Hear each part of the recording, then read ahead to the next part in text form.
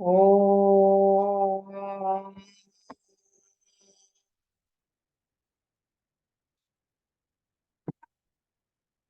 ఓం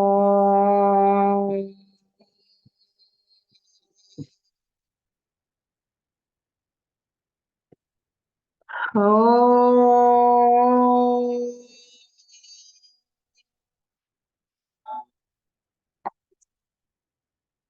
గురుర్బ్రహ్మా గురుర్విష్ణుః గురుర్దేవో మహేశ్వరः గురు సాక్షాత్ పరం బ్రహ్మ తస్మై శ్రీ గురవే నమః. నమస్కారం మాస్టర్. నమస్కారం మాస్టర్ ఈకే. నమస్కారం మాస్టర్ ఎంఎన్. నమస్కారం మాస్టర్ విపిఎస్. నమస్కారం మాస్టర్ సివివి. నమస్కారం మాస్టర్ సివివి. నమస్కారం Master CVV to your lotus feet. Master CVV నమస్కారం to your lotus feet. Vasudev.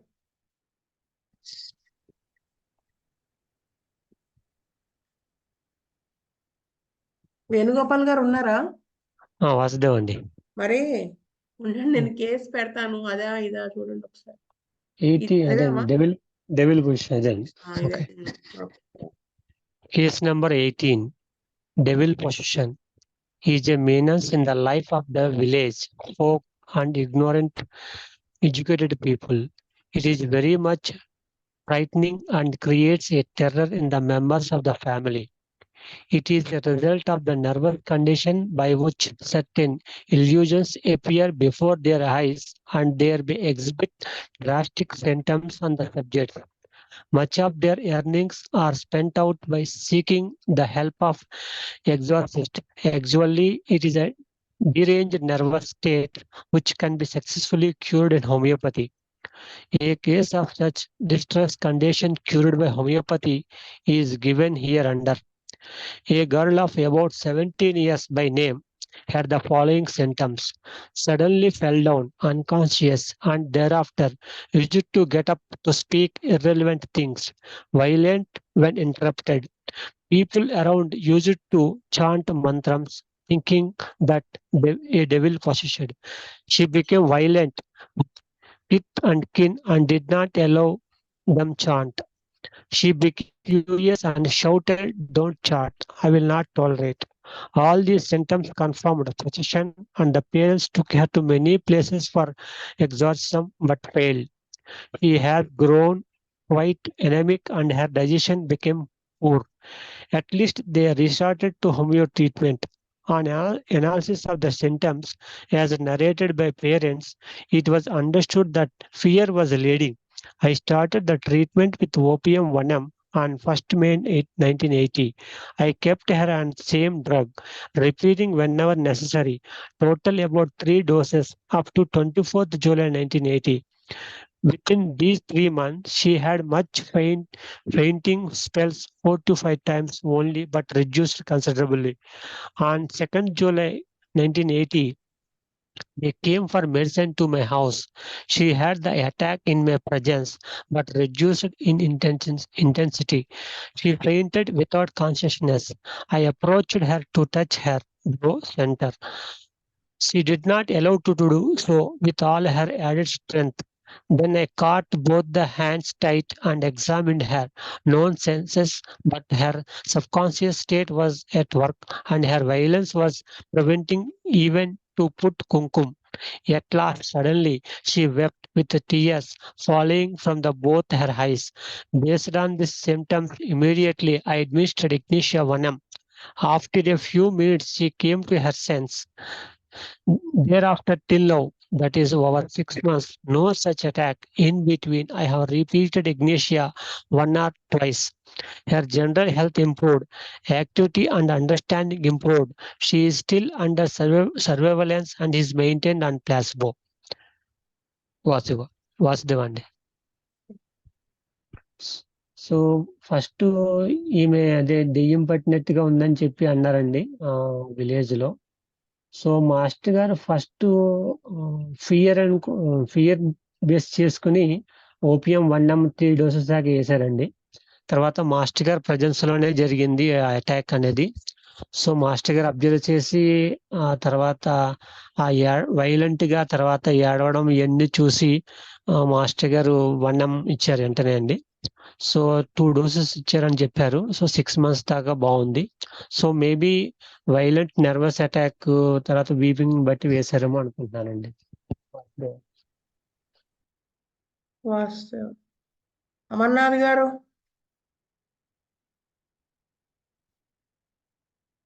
Vijay Kumar గారు, వాస్తవం అండి. వాస్తవం. కేసులో మాస్టర్ మీరు కొంచెం వాయిస్ వినిపించట్లేదు, ఎక్కడో ఉన్నట్టుగా ఉంది. ఇప్పుడు బాగుంది. ఓపీఎం ఫస్ట్ లో వేశారు మాస్టర్. అప్పుడు మగతగాను అన్కాన్షియస్ గా ఉండటం, తర్వాత ఆ మాట్లాడే విధానంలో ఈ ఉన్మాదం లాగా మాట్లాడటం అనేది అలాంటి మాటలు మాట్లాడుతున్నప్పుడు అమ్మవారు పూనారు అలాంటి అని ఊళ్ళో వాళ్ళు అని ఉండొచ్చండి. ఆ బేసిస్ మీద మాస్టర్ ఫస్ట్ ఓపీఎం వేశారు. తర్వాత ఫాలోయింగ్ టైంలో మాట్లాడుతున్నప్పుడు బాధలు చెప్తున్నప్పుడు ఏడవటం అనే విషయంలో మాస్టర్ ఇగ్నిషియా వేసి సేవ్ చేసినట్టు అనిపిస్తుంది మేడం. వాస్తవం. పూర్ణానందం గారు, మేడం గారు దీంట్లో మాట్లాడారు only it was understood that the fear was leading అనేది దీన్ని ప్రామినెంట్ గా చూసుకొని మాస్టర్ ఓపీఎం 1M ఇచ్చి దాన్ని మళ్ళీ రిపీట్ చేశారు. దానిలో చాలా ఇంప్రూవ్మెంట్ కనబడ్డది. తర్వాత నెక్స్ట్ ఎనాలిసిస్ లో ఆవిడ ఏడడం అటువంటి కొంచెం మాస్టర్ గమనించి మళ్ళీ ఇగ్నిషియా 1M వేసి మళ్ళీ రిపీట్ చేశారు. దానివల్ల చాలా వరకు అది బాగా క్లియర్ అయింది. అది మాస్టర్ చేసినటువంటి మిరాకిల్. వాస్తవ. మారుతి గారు,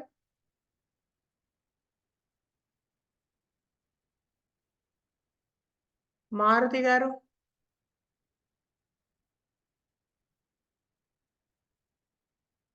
ఆయన అవ్వలేదు. ఆయన కామేశ్వరరావు గారు,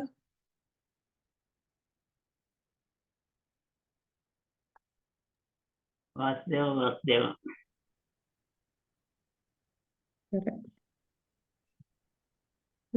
మీరు చెప్పిన అంటే మాస్టర్ గారు అక్కడ ఆన్సర్ లీక్ చేసేసారు కదా, ఫియర్ అనేది ఉంది, దాన్ని బట్టి ఆయన వేశారు. అయితే యూజువల్ గా ఏంటంటే ఇలాంటి దెయ్యం పట్టినవి ఇలాంటి వాటిల్లో ఓపియం ఓకే, ఇగ్నిషియా అక్కడ మాస్టర్ గారు చూడండి వేసిన విధానం, ఫియర్ అనేది ఉంది అనేది ఎలా వాళ్ళ పేరెంట్స్ చెప్పారని మాస్టర్ గారు వేశారు.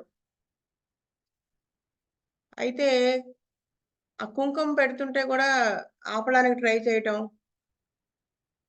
సంథింగ్, అది కూడా కొంచెం మనకి ఫియర్ ని ఇండికేట్ చేస్తుంది కదా, తెలుస్తుంది ఆవిడకి లోపల ఫియర్ ఉన్నదని. అయితే నెక్స్ట్ మాస్టర్ గారు ఇగ్నిషియా 1M ఆవిడ బిహేవియర్ ని బట్టే మందు వెళ్ళారు తప్ప ఇది అది ఆ నేచర్ ని బట్టే వెళ్ళారు ఆయన అని అర్థమవుతుంది. అంటే మనం ఎటువంటి కేసు అయినా ఏదైనా కానీ మనము ఆ మనస్తత్వాన్ని బట్టి వెళ్ళినప్పుడు సక్సెస్ అవుతాము అనేది ఇక్కడ. అంటే at last suddenly she wept with tears flowing from both her ice. ఆయన వెంటనే ఆయన ఇగ్నిషియా 1M వేశానని చెప్పారు. అదనమాట విషయం, అంటే నాకు అర్థమైంది అది వాస్తవ.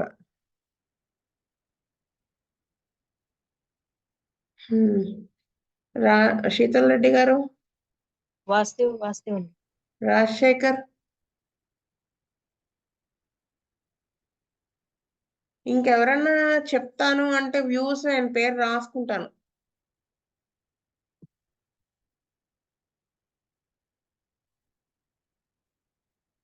ఎవరేం మాట్లాడలేదు. సరే,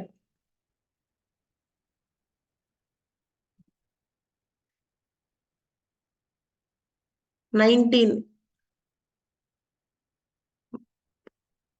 విజయ్ కుమార్ గారు చదువుతారా? వాస్తవం అండి. Case number 19. On 9/5/81, I finished dispensary at Gannavaram and returned to Vijayawada. నేను పూర్ణానందం గారిని పిలవలేదు కదా, ఇందాక పిలిచానా? పిలిచారు మేడం, పిలవలేదు అనుకుంటా మేడం. చెప్పాను మేడం, చెప్పాను. అవునా? Okay okay, sorry. చెప్పండి, చదవండి Vijay Kumar. On 9/5/81, I finished dispensary at Gannavaram and returned to Vijayawada.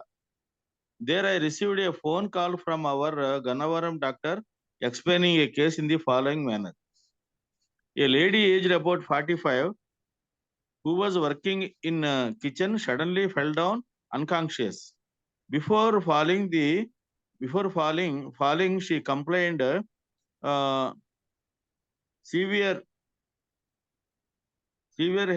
headache and dimness.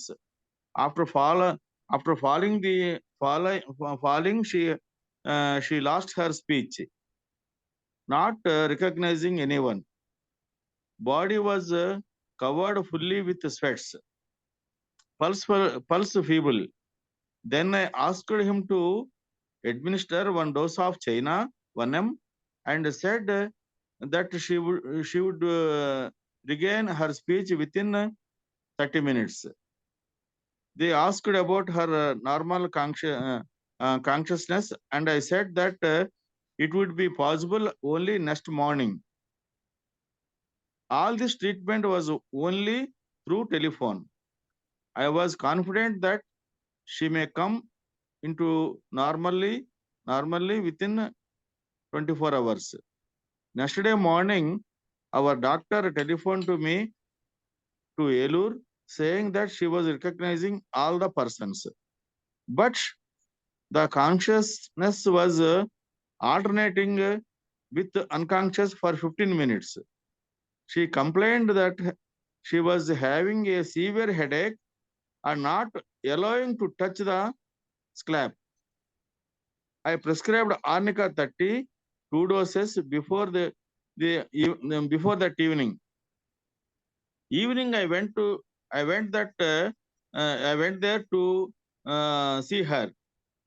She was able to attend to the call of nature, etc. I prescribed 4 more doses of Arnica 30 within 48 hours and sulfur 30 1 dose after a week. Generally, in allopathy, only 15 to 20% cases of this type of will survive. They get consciousness only after 48 to or 72 hours. Even then, they will be subject to hemiplegia, but this lady become normal without any side effects within 24 hours. All this credit goes to Dr. Hanuman. Madam గారు, ఈ కేసులో ఆవిడ పడిపోయినప్పుడు ఆవిడకి immediate గా జరిగింది ఏంటంటే ఒంటి నిండా విపరీతమైన చెమటలు పట్టడం, అన్కాన్షియస్నెస్ అయిపోవటం వల్ల మేషారు చైనా 1M ఇచ్చినట్టుగా అనిపిస్తుందండి. తర్వాత ఫాలోయింగ్ టైంలో ఆ దెబ్బ తగిలిన చోట ముట్టుకోనికపోవటం అనేది ఎలా చేయలేదు ఆవిడ. అప్పుడు తర్వాత ఇంజరీ కూడా జరిగింది కాబట్టి ముట్టుకోవడం అనేది ఎలా చేయనప్పుడు ఆర్నికా జనరల్ గా ఇండికేట్ అవుతుంది కాబట్టి ఆర్నికా వేసినట్టు రిపీటెడ్ డోసెస్ లో ఆర్నికా వేసినట్టుగా నాకు అనిపిస్తుంది మేడం. వాసుదేవ వేణుగోపాల్ గారు. వాసుదేవ్ అండి, సేమ్ అండి. చైనా 1M చెమటలు పట్టడం, పల్స్ ఫీబుల్. సో ఇది మీకు సిక్ అయిపోయి చైనా 1M వేశారు, బెటర్మెంట్ వచ్చిందండి, తగ్గింది. తర్వాత ఆయన చెప్పినట్టుగానే ఆర్నికా 30 ముట్టుకోనివ్వట్లేదని అన్నారు స్కాల్ప్ లో. సో దాన్ని బట్టి వేశారండి వాసుదేవ. పూర్ణానందం గారు. మేడం గారు, కేసు చాలా క్లియర్ గా ఉంది. మాస్టారు బాడీ అంతా స్వెట్, బాడీ కూల్, తర్వాత ఫీబుల్ పల్స్ ఉండడం వల్ల చైనా 1M వేశారు. తర్వాత ఆవిడకి సివియర్ హెడేక్ ఉంది, not allowing to touch the head. దాన్ని బేస్ చేస్తూ ఆర్నికా 30 వేశారు, దాన్ని మరి రిపీట్ చేశారు. అయితే మరి లాస్ట్లో సల్ఫర్ 30 దాన్ని వేస్తూ దాని కేసుని ఫినిష్ చేశారు. వాసుదేవ వాసుదేవ. దేవ. రామేశ్వరరావు గారు, వాసుదేవ వాసుదేవ. మారుతి గారు,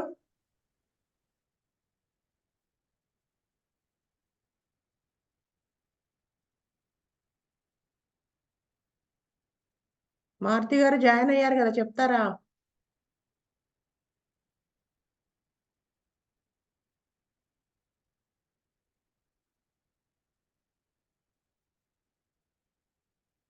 సరే, ఇక్కడ కేసు క్లియర్ గానే ఉంది.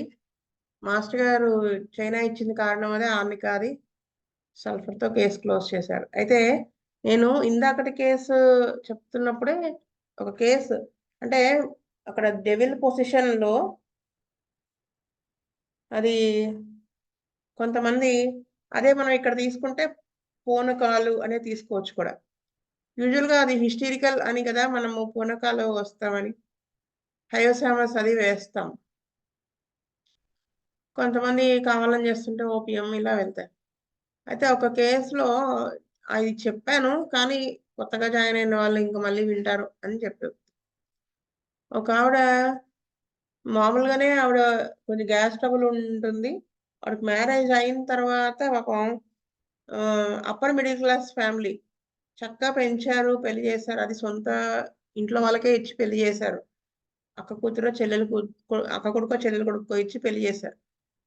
బ్యాడ్ లక్ అమ్మాయి వెళ్ళిన ఒక 3 years అయ్యేటప్పటికి మొత్తం బిజినెస్ మనీ అంతా పోయింది, ఆస్తి పోయి ఈయనకి ఒక షాపు అలా ఉండేది, ఆయన సొంత ఇల్లు ఉండే అవన్నీ పోయి ఇతను హస్బెండ్ పాపం ఒక షాప్ లో పనిచేయాల్సి రావడం, చిన్న ఇంట్లోకి మారడం జరిగింది.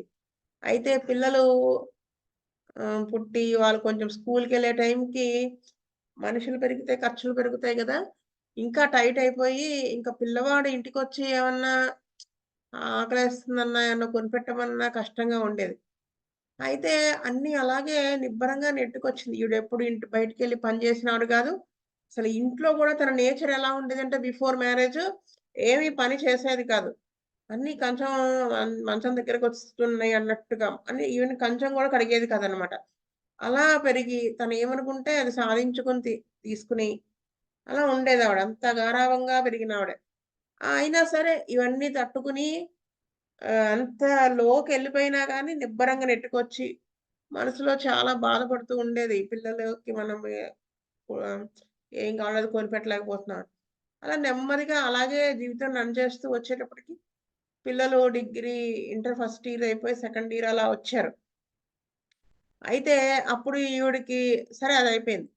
ఈవిడ ఒకరోజు ఎవరో చెప్పారు, ఎక్కడో పలానా నాగేంద్ర స్వామి పుట్ట దగ్గరికి వెళ్ళి మీరు చేస్తే అక్కడ నాగదేవతకి పూజ చేస్తే మీకు ఏదో మంచి జరుగుతుందంటే ఈవిడ అక్కడికి వెళ్ళి చేస్తే ఆ పూజ పుట్ట దగ్గర చేస్తున్నప్పుడు అక్కడ ఎవరికో పూనకం వచ్చింది, అమ్మవారు ఒంటి మీదకి వచ్చింది అని చెప్పేసి వాళ్ళు అక్కడ అవన్నీ ఉపచారాలు చేస్తారు కదా అమ్మవారు వస్తే.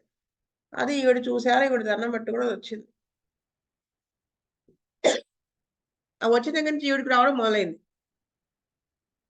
అప్పుడప్పుడు వస్తుంటే మామూలుగా నేను SMS వేశాను, తగ్గల. ఎక్కడ మిస్ అవుతున్నానో అర్థం కాల. అయితే బేసిక్ గా ఆవిడకి అంతకు ముందు ఏం పడేదంటే స్టాఫ్ సాగ్రే ఆసిర్ఫాస్ పడేది. అంటే ఇది జరగడానికి ముందు గ్యాస్ ట్రబుల్ అని సంథింగ్ అలా కొన్ని issues తో తగ్గ అదే వేసినా తగ్గల. స్టాఫ్ సాగ్రే ఆసిర్ఫాస్ కండిషనే కాదు, పోనీ ఏమన్నా మైండ్ వీక్ అయి కంట్రోల్ చేసుకోలేక ఇలా ఏమన్నా వస్తుందా హిస్టీరికల్ ఇదని ఆసిర్ఫాస్ వేసే తగ్గల. అసలు ఆసిర్ఫాస్ అనిపించలేదు కూడాలే. వయోసమస్తోనే యూజువల్ గా తగ్గుతుంది. క్యామిల్లానా అంటే ఆ నేచర్ కాదు ఆవిడది ఇప్పుడు ప్రస్తుతం ఉన్న కండిషన్ అని అనుకున్నాను. సరే వాళ్ళ వదిన గారు అంటే అంతే అన్నయ్య భార్య నా దగ్గర మందు వాడటానికి వచ్చినప్పుడు ఇలా తగ్గలేదండి మీ ఆడపడుచుకి ఆలోచిస్తున్నాను ఇదే ఎక్కడ ఏం చేస్తామని అంటే వాళ్ళేమో అల్లోపతి వాడేస్తా అంటున్నారు, నేనే వద్దని చెప్తున్నాను, వెళ్తే మళ్ళీ కేసు అంతా కాంప్లికేట్ అయిపోతుందని వద్దాను. అప్పుడు ఆవిడ కొన్ని విషయాలు చెప్పారు. ఏమంటే పూనకాలు అనేవి నిజంగా ఉంటాయా లేవా ఏమో తెలియదు. అంటే అప్పుడు అవి నెర్వస్ వీక్నెస్ వల్లే వస్తాయని నేను ఎక్స్ప్లెయిన్ చేసి, ఒకసారి ఆవిడ ఎలా బిహేవ్ చేస్తుందో వాళ్ళ హస్బెండ్ అని కనుక్కోండి అని చెప్పి, వాళ్ళ హస్బెండ్ని అడిగితే తిరిగి వెంటనే పూనకం వచ్చేస్తుంది, పసుపు నీళ్ళు బకెట్లో పోసి మీద పోస్తే తగ్గుతుంది అని వాళ్ళు అసలు యాక్చువల్గా నమ్మేస్తున్నారు అది అమ్మవారే వచ్చింది అని. నువ్వు దీని గురించి ఎక్కువ ఆరా తీయకు, అమ్మవారు ఒంటి మీదకి రావడం ఎంత మంచిది, ఆవిడ ఏవడితే అవి చేస్తున్నారని చెప్పారు, చేసి పెడుతున్నారు. అయితే ఈ తర్వాత ఒకానొక సిచ్యువేషన్లో ఒక రోజున ఏమైందంటే, ఈవిడ అత్తగారు, ఈవిడ పెద్ద తోడుకోడలు పెద్ద తోడుకోడలు వస్తున్నాం ఇంటికని ఫోన్ చేశారు. గుంటూరు పని మీద వస్తున్నాం, మేము ఇంటికి వస్తున్నాం. ఫోన్ చేస్తే ఈవిడ వాళ్ళని రావద్దని చెప్పింది. రావద్దని చెప్పమని వాళ్ళ హస్బెండ్కి చెప్పింది. వాళ్ళ హస్బెండ్ చెప్పలేదు ఆ మాట. ఇంటికి రావద్దని ఏం చెప్తారు? వాళ్ళు వచ్చేసారు. వాళ్ళని తలుపు తీయడానికి వాళ్ళ హస్బెండ్ వెళ్ళారు. అంటే కొంచెం ఆవరణ ఉంటుందిట ఇంట్లో, పెరట్లాగా. ఆ తలుపు తీస్తేనే వాళ్ళు కనిపిస్తారు కదా, వెంటనే ఈవిడ బాత్రూంలోకి వెళ్ళిపోయి పసుపు నీళ్ళు గబగబా ఒంటి మీద మొత్తం గుమ్మరించుకుని అసలు చీర విప్పేసి, అమ్మవారు కట్టుకుంటారు చూడండి, తమిళన్స్ కట్టుకుంటారు చీర, అలాగా పైకి ఇలా కట్టుకుని బయటకు వచ్చి జుట్టు విరబోసేసుకుని ఇంకా ఇంకా ఇంకా ఆవిడ మొదలు పెట్టేశారు. నాకు వీళ్ళేమో అమ్మవారు వచ్చింది అనుకున్నారు. వాళ్ళని తిట్టిందంట ఆవిడ. అంతకుముందు వాళ్ళు చేసినవి, ఈవిడ్ని ఇబ్బంది పెట్టినవి అన్నీ కలిపి ఒక చేట జరిగినట్టు చెరిగేసిందట. జరిగిన తర్వాత శాంతించాడు.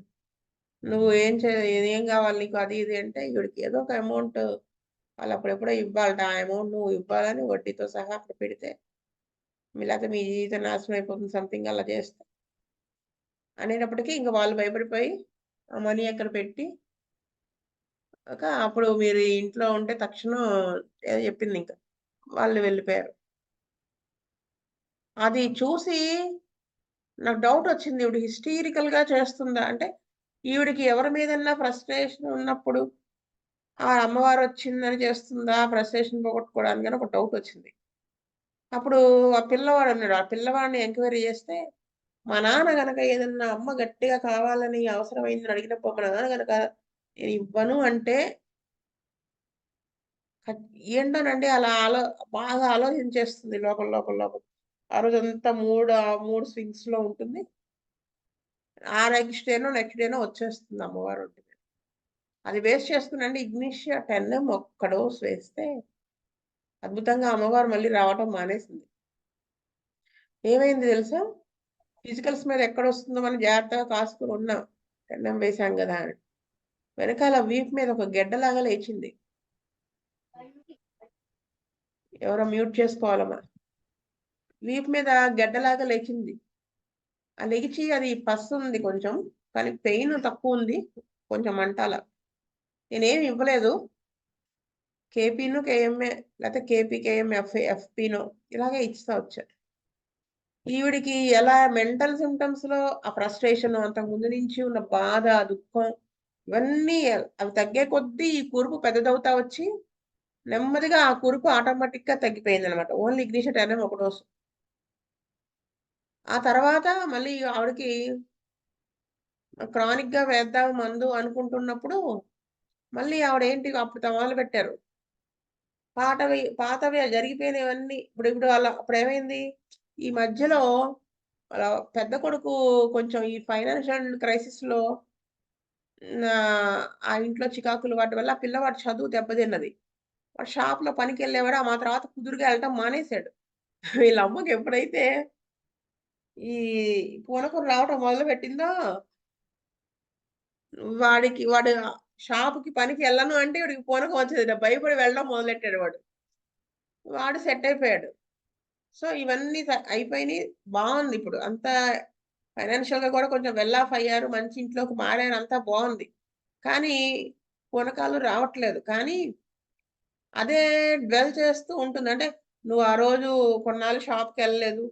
నువ్వు ఆ రోజు ఆ ఆస్తి హస్బెండ్‌నో లేకపోతే ఇవో పాతవి డ్వెల్ చేసి వాళ్ళనేం తిట్టదు, పెట్టదు. విచారంగా అయిపోతుందట. సాడ్ మూడ్‌లోకి వెళ్ళిపోతుంది. ఎప్పుడు శోకదేవతలా ఉంటుంది. ఆళ్ళ హస్బెండ్ నాకు ఫోన్ చేసి చెప్పారు. "అదివరకు కష్టాలున్నప్పుడే నవ్వుతూ ఉండేదండి. ఇప్పుడేంటి అంతా బాగున్నప్పుడేంటి ఇలా మొహం ఇలా పెట్టుకొని ఎప్పుడో తలుచుకొని బాధపడుతుంది."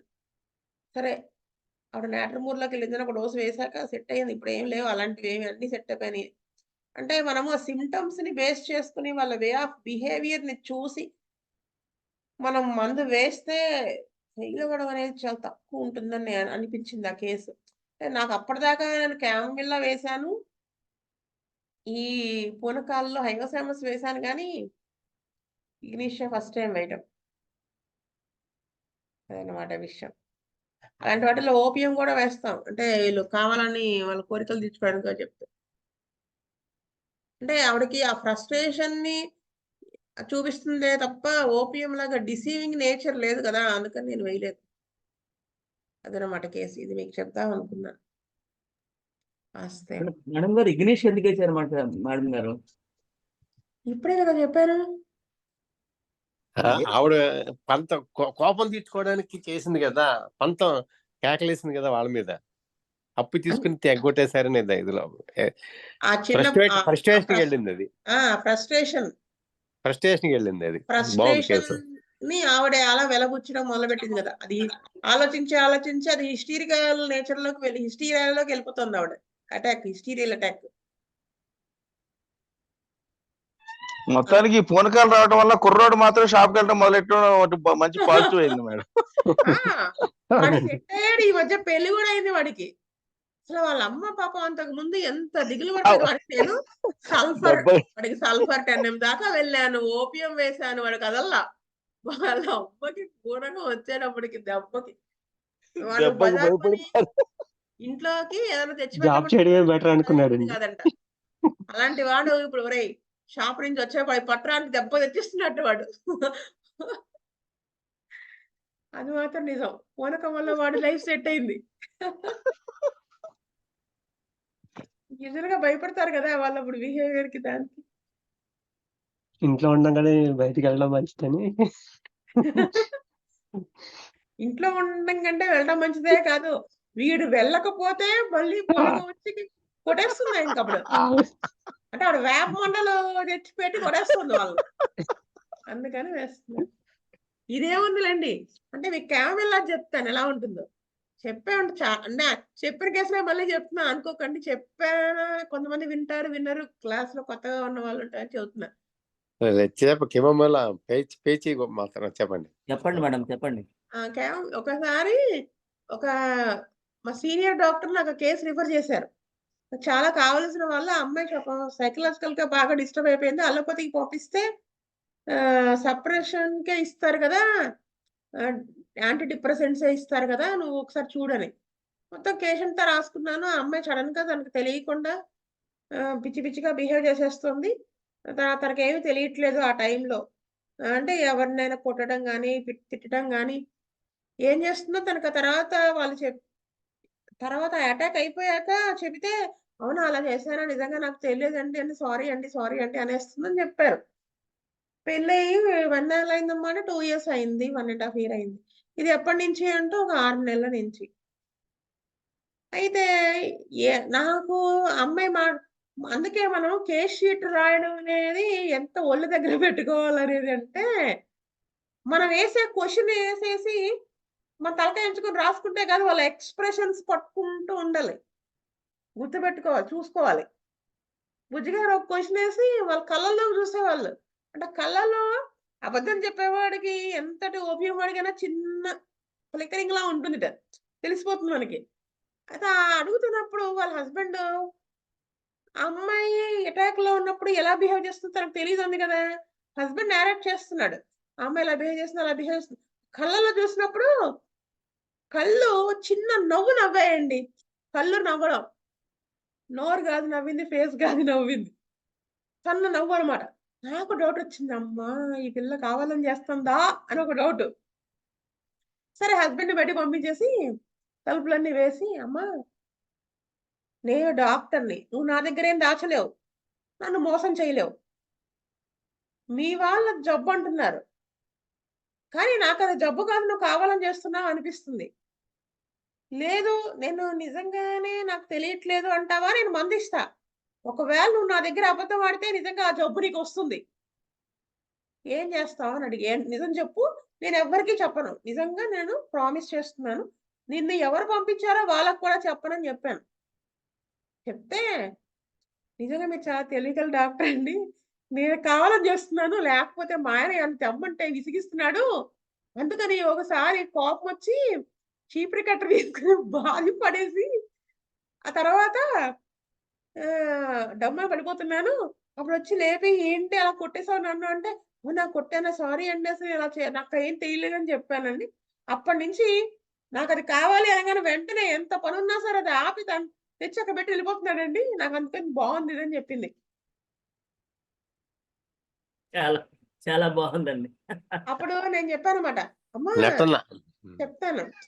అప్పుడు నేను చెప్పానన్నమాట, అమ్మా ఇప్పుడు వాళ్ళు తీసుకొచ్చారు కదా, ఇప్పుడు నేను ఇంక మందు ఇవ్వలేదనుకో, ఇది జబ్బు కాదు అని వాళ్ళు అనుకుంటారు కదా, నటిస్తున్నావు అని తెలిసిపోతుంది వాళ్ళకి.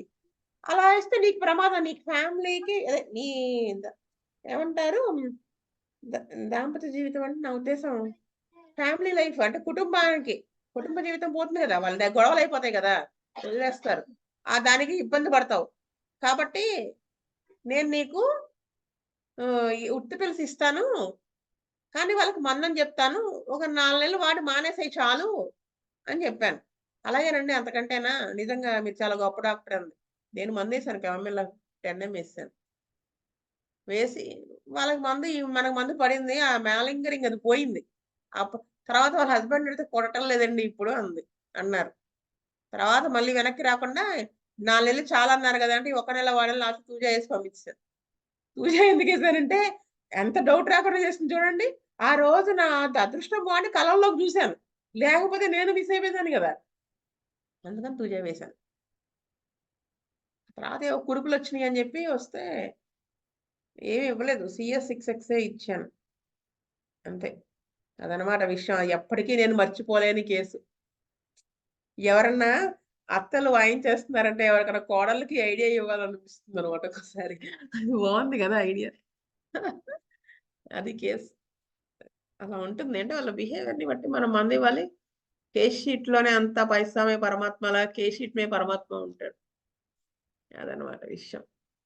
స్వస్తి ప్రజాభ్య పరిపాలయంతాం న్యాయేన మార్గేణ మహీం మహీస గోబ్రాహ్మణేభ్యः సోమస్తు నిత్యం లోకా సమస్తా సుఖినో భవంతు. లోకా సమస్తా సుఖినో భవంతు. లోకా సమస్తా సుఖినో భవంతు. ఓం శాంతి శాంతి శాంతి. వాసుదేవ వాసుదేవ వాసుదేవ వాసుదేవ మేడం. వాసుదేవ. వాసుదేవ.